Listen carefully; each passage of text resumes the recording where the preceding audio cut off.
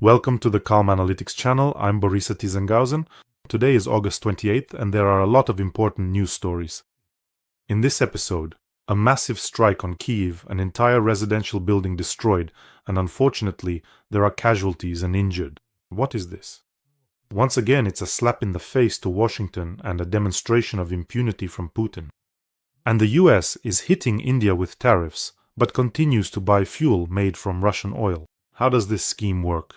Meanwhile, Europe is discussing secondary sanctions, but the main question is whether it is ready to impose these sanctions on its own. And what are the life-giving drones up to?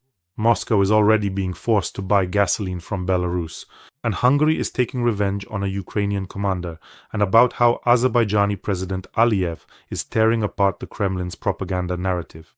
Meanwhile, in Russia itself, the cult of Putin is being shaped after the models of Lenin and Stalin. Lenin and Stalin, I'll show you a video that will make your blood run cold. All this and more in today's episode. If this is your first time on this channel, be sure to subscribe so you don't miss future episodes. So, last night was a very loud one here in Kyiv. Unfortunately, there are casualties, people wounded, and an entire residential building destroyed.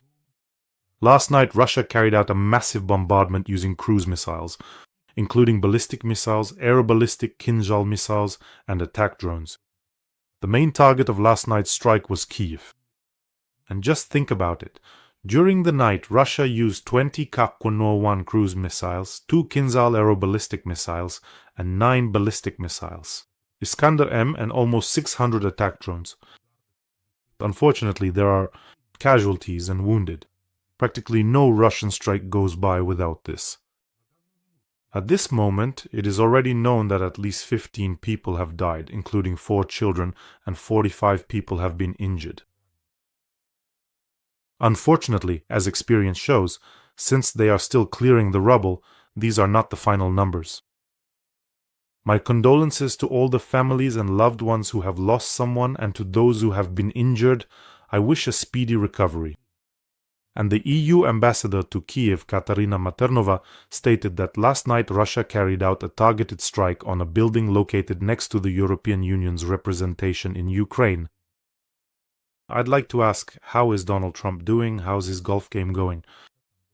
And I'd also probably like to ask Steve Witkoff a question. This massive strike right after Steve Witkoff's statement that Putin really wants peace, he wants peace, don't you get it? Is this enough proof that Putin wants peace? What do you think? Or is it actually the case that things are a bit different? And let me remind you that next week was supposed to mark the end of Donald Trump's 50-day ultimatum, after which he promised to impose sanctions. But of course, he changed everything before that. By the way, Trump initially gave Putin 50 days to continue his offensive in Ukraine. Then, by the way, most likely because of the strikes on Ukrainian cities, the ultimatum was shortened to 10 days. But after those 10 days passed, nothing happened. In other words, Putin was given more time again.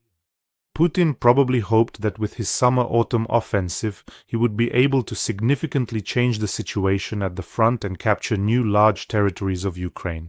However, things turned out differently. Attempts by Russian troops to advance were firmly repelled by the armed forces of Ukraine. And a large number of occupiers were killed or taken prisoner. Absolutely. No results were achieved during those 50 days. I mean, no major results from the offensive. That is, I think this is obvious and clear to everyone. I also think that it is clear to everyone that, having not achieved tangible results on the front, Putin has resumed massive strikes on Ukrainian cities. Naturally, Kyiv became a demonstration of the resumption of these attacks. Well, I will remind you that Putin recently attacked the American enterprise Flex in Transcarpathia v. Mukachevo to an American enterprise. After that, Donald Trump said that he was not very pleased about it. In other words, if the goal was to demonstratively wipe his feet on Donald Trump's ultimatum and show him that all these ultimatums can be shoved somewhere far away, that's exactly what Putin did with this massive strike on Kyiv. What do you think Donald Trump will say in response to this? Let me guess. He'll say, I still need 2 more weeks to figure out whether Putin wants peace or not. And then we'll start acting differently. And then we'll use a different approach. some kind of approach towards Putin. I think that's probably how it will be. In other words, it's this endless cycle of threats in nature. Putin strikes Ukraine, strikes the cities. Trump says, oh, I'll show him, I'll give him 2 weeks and then I'll see. 2 weeks go by, nothing happens. Putin strikes again and again, over and over. This cycle of promises in nature is, of course, sad. In my opinion, Putin is doing everything he can to show Trump that he absolutely doesn't care about any ultimatums from the US. And by the way, it would be wrong to say that Donald Trump is doing nothing at all. Today, something rather important happened. In fact, the doubled tariffs against India, which buys Russian oil, have come into effect. So, if Trump had imposed a 25% tariff now starting today, this tariff is being raised to 50% specifically for the purchase of oil from the Russian Federation. But there's a very interesting nuance in the implementation of these tariffs. The tariffs affected goods from India such as clothing, jewelry, footwear, and furniture. However, an exception was made, attention, for fuel, pharmaceuticals, and metals. Here's an interesting point. Do you know why? Why was an exception made for fuel? Well, because the US, despite... Indeed, there are strict sanctions. There are a huge number of them, both personal and sectoral, as well as direct sanctions against the Russian Federation. So despite these strict sanctions, the US remains one of the largest buyers of petroleum products from India, petroleum products that are made from Russian oil. And not just the US. The European Union intends to, for the first time, try to impose secondary sanctions against Russia's partners, that is, those who buy Russian energy resources. This will be part of the 19th package of sanctions. This was reported by Bloomberg. And it's an absolutely correct measure. That's right, but this should have been done much earlier. Let me explain why. Direct sanctions were imposed against Russia by the European Union. That's 18 packages, including a price cap on Russian energy resources, on Russian oil. So what does Russia do? It creates a huge shadow fleet, which is used to circumvent these sanctions. Hundreds of tankers use various schemes to sell Russian oil without adhering to the price caps specified in the sanctions. At the same time, everyone is well aware of how Russia circumvents these sanctions and who ends up buying this Russian oil and petroleum products. Everyone also knows perfectly well that India and China together buy up almost 80% of all Russian oil. And by the way, the US understands this perfectly well too. That's exactly why the tariffs are aimed at those who buy Russian oil, because direct sanctions are essentially just a search for ways to get around them. And here an uncomfortable question arises. How is the European Union going to impose sanctions against itself? So who am I and why am I asking this question? Yes, because some of the primary and most significant buyers of petroleum products that are refined from Russian oil in India, for example, are indeed European countries, including the Netherlands, Italy, France, Greece, and also the United States. Here, I am not exclusively talking about Europe anymore. I am specifically talking about the United States. The US especially likes to buy diesel and jet fuel produced at Indian refineries.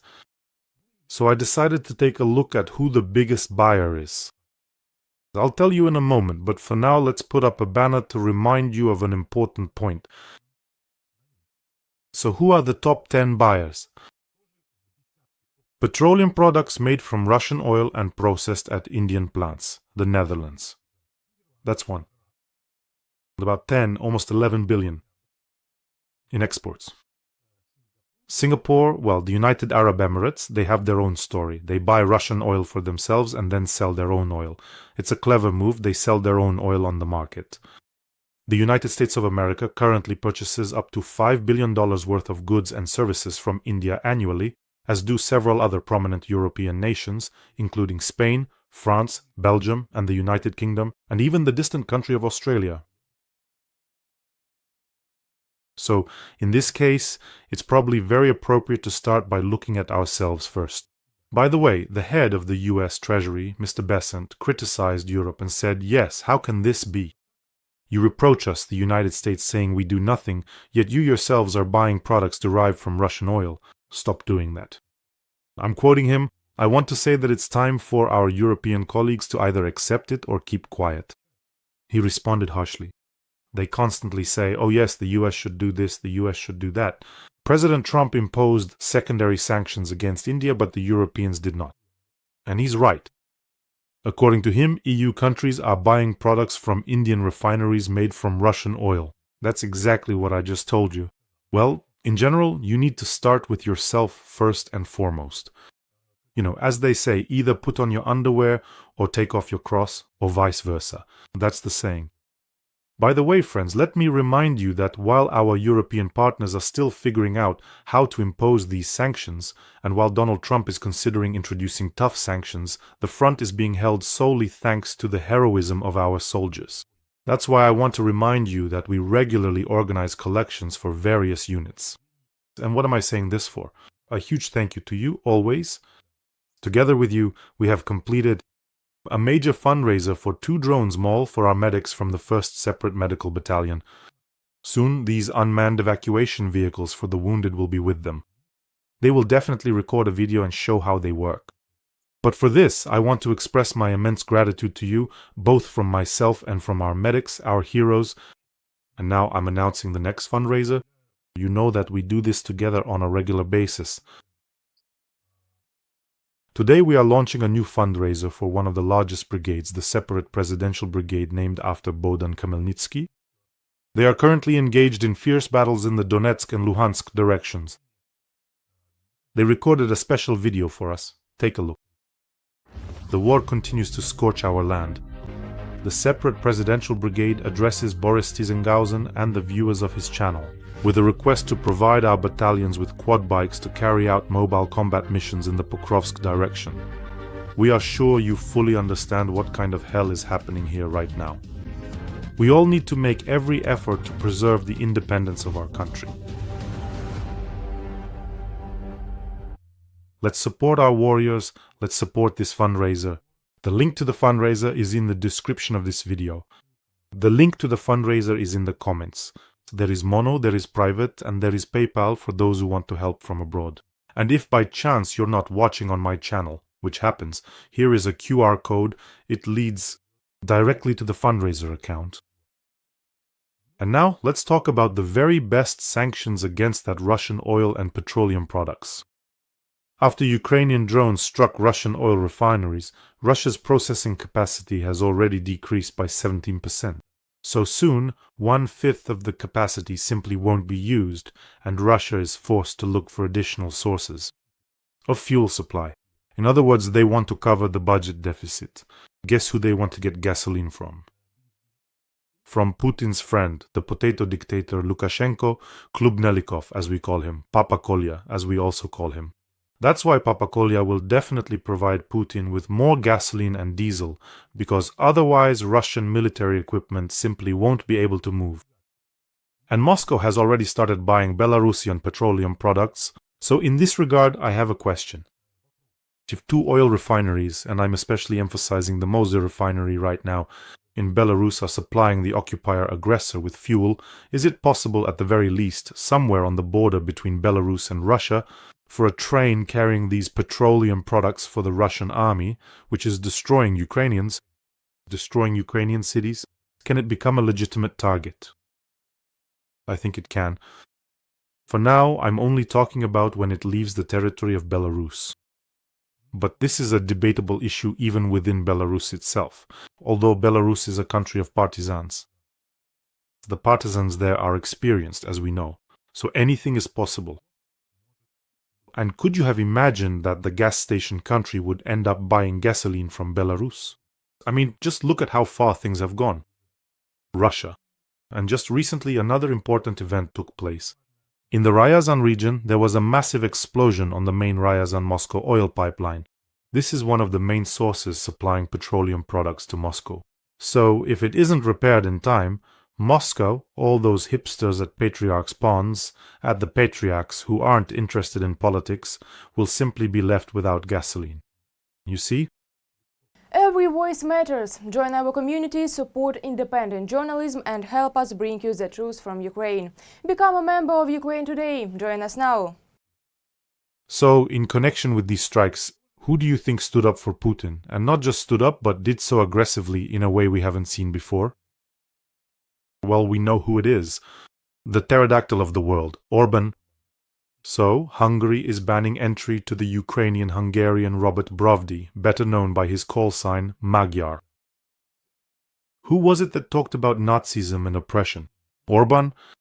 And why didn't Orban say a word when Russia struck an American company in Zakarpattia with a missile? There could have been Hungarians there. He didn't say a word. You feel that, right? So why was Magyar banned? Because of the strikes on the Druzhba oil pipeline, without which Orban, he's dependent on that oil, he starts going through withdrawal. He just starts freaking out, twitching. It's like a real withdrawal, you know? Orban really needs to be put in some kind of oil rehab.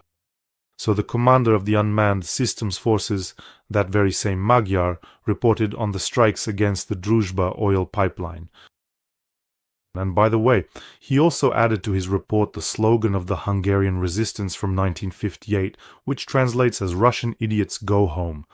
Absolutely right. Last night, once again, Ukrainian drones attacked the Novokuybishevsk oil refinery.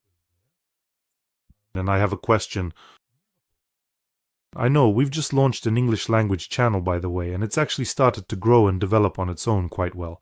It's a brand new channel, literally just a couple of weeks old, but it's taking off, and that's encouraging. And I have this question.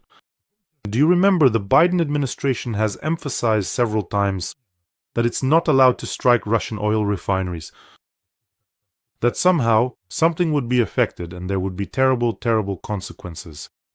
Now we see that not only is it possible to strike Russian oil refineries, but it's necessary to do so. It's also possible to strike the main oil pipeline and even impose sanctions, as Donald Trump demonstrated, for example, against those who buy Russian oil. Maybe some American journalist could, at some point, ask a representative of the former Joseph Biden administration what guided their decision when they strongly advised Ukraine not to strike Russian oil refineries. I think many people would be glad to hear the answer to that question, all the more so since we recently launched a channel. Maybe someone will come into the comments and say, maybe this question has already been asked to Mr. Biden. By the way, friends, I have a small request for you here. That is, some of you are definitely watching me right now, not on my official channels, either the main one or the English language one. Various channels upload my videos to their own platforms. I don't mind because it helps increase the reach of fundraising for our defenders, for our warriors, but I still recommend that you subscribe to the official channels as well, because the comments you write there, I can at least see them and have the opportunity to respond. It's actually very easy to do.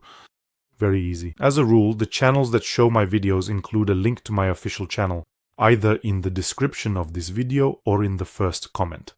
So I would really appreciate it if you also subscribed to the official channels using these links. Russian propagandists are having a real meltdown because the president of Azerbaijan, Ilham Aliyev, spoke a harsh truth. Harsh for them that Azerbaijan's incorporation into the USSR was an occupation. By the way, people from Azerbaijan have written to me saying that this is exactly how it's described in their textbooks. So this isn't some new claim, it's well-known, widely understood information. And the president of Azerbaijan stated that the Azerbaijan Democratic Republic, which emerged in 1918, ceased to exist as a result of occupation by Russian forces. And I'll add that it wasn't just Azerbaijan. Absolutely all the republics of the former USSR were forcibly annexed, dragged into the Soviet Union. Add to that the countries of the Warsaw Pact, and you'll understand the scale of this occupation. So no one joined the USSR voluntarily. They used the same methods back then as Putin is using today. Back then, the USSR would send in troops at the request of some so-called workers. Now Putin is doing the same thing, supposedly at the request of Russian speakers. The scheme is the same. They gather a group of fringe individuals who ask for troops to be sent in on their behalf. Back then it was the USSR, now it's Putin. And that's it. By the way, I always use Soviet films as an example. Soviet films. Those who, like me, are from the Mesozoic era still remember these Soviet films. They are perceived completely differently now. Remember, there was a film that Soviet nostalgists practically worship. They say it's just a wonderful film. It was called Officers, and there's a line in it.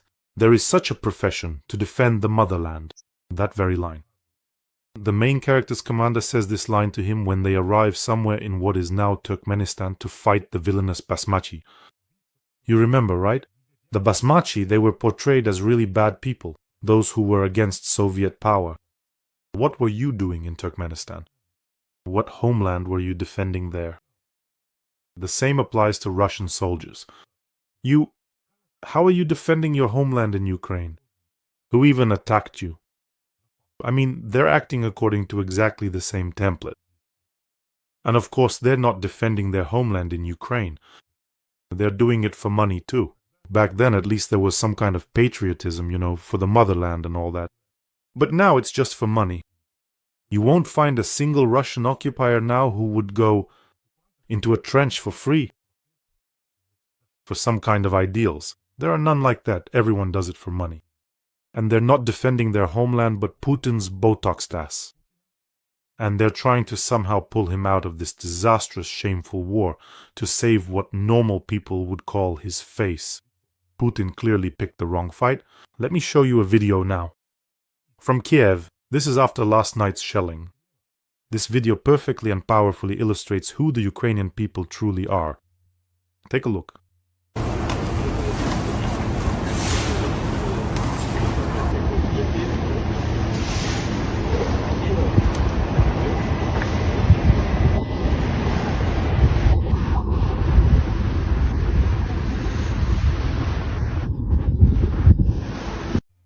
The windows are blown out, the balconies are destroyed, but the barbershop keeps working. You have to work, you have to earn, you have to live, you have to fight. That's what Ukrainians are all about.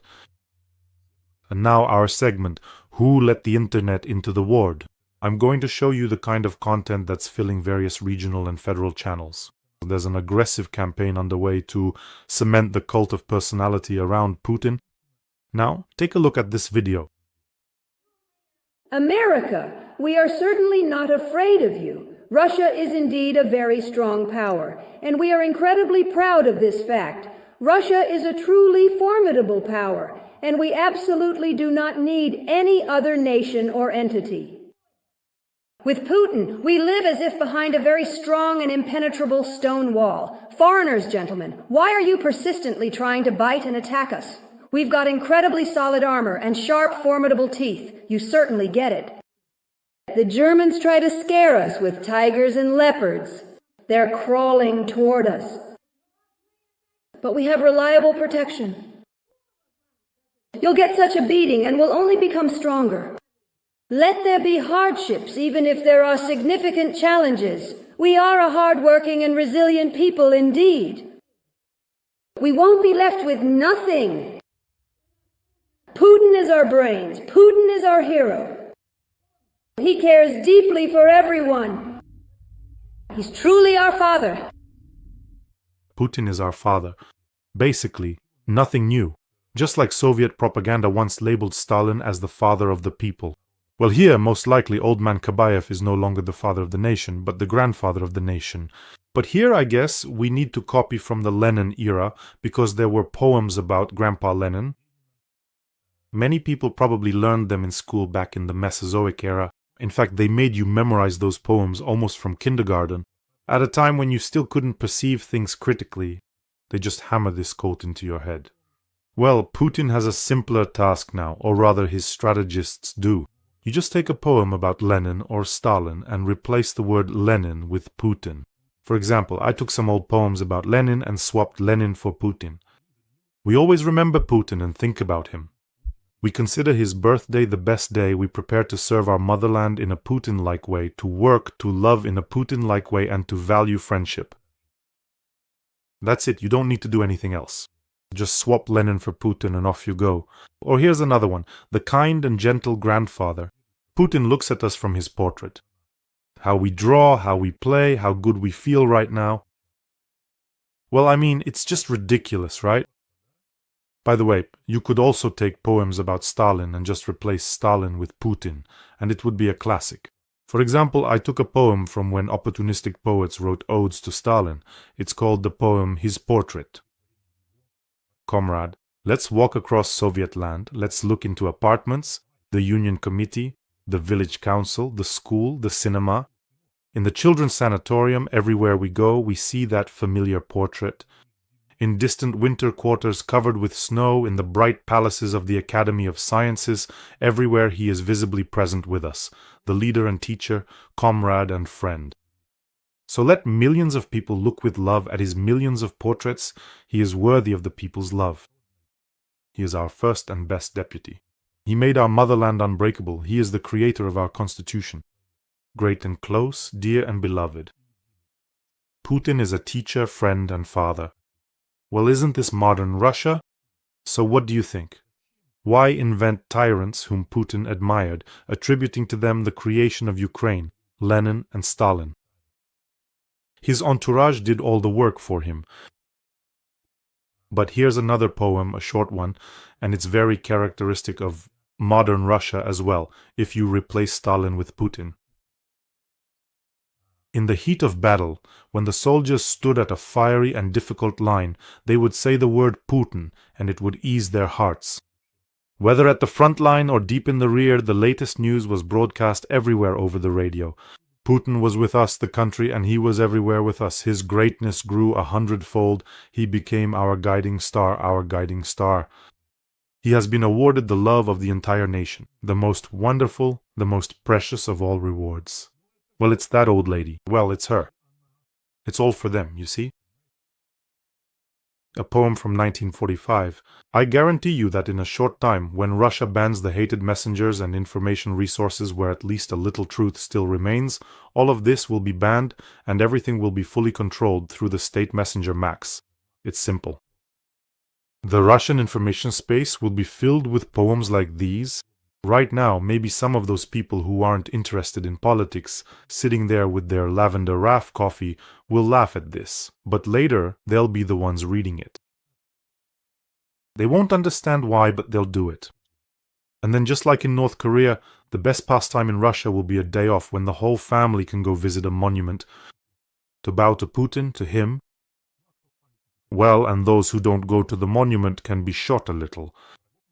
Enemies of the people must be destroyed, as the great Lenin bequeathed. Take care of yourselves, friends, and take care of your loved ones. Subscribe to this channel, and I ask you to support the fundraiser for our warriors, for our heroes. Wishing us all a peaceful day and, of course, glory to Ukraine.